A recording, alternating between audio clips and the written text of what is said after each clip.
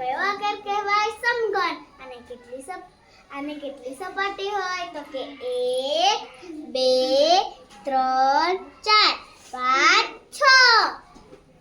પછી આને કેટલી ધાર હોય? તો કે 1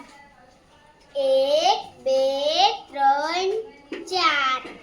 પછી 5 6 7 8 9 10 11 12. પછી ખૂણા કેટલા હોય? તો કે 1 2 3 4 5 6 7 8. આને કયો આકાર કહેવાય? શંકુ. આને કેટલી સપાટી હોય? તો કે 1 2.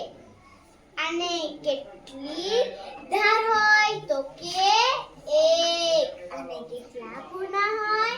તો કે 1. આને કયો આકાર કહેવાય? નળાકાર. આને કેટલી સપાટી હોય? તો કે 1 2 3. આને કેટલી ધાર હોય?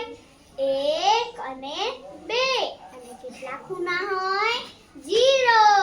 આને કયો આકાર કહેવાય? ગોળાકાર. આને કેટલી સપાટી હોય? 1 જ.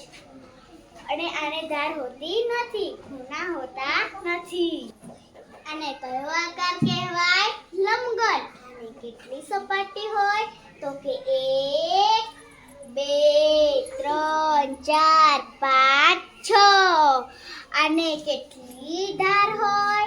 તો કે 1 2 3 4 5 6 7 8 9 10 11 12. અને કેટલા ખૂણા હોય? તો કે 1 2 3 4 5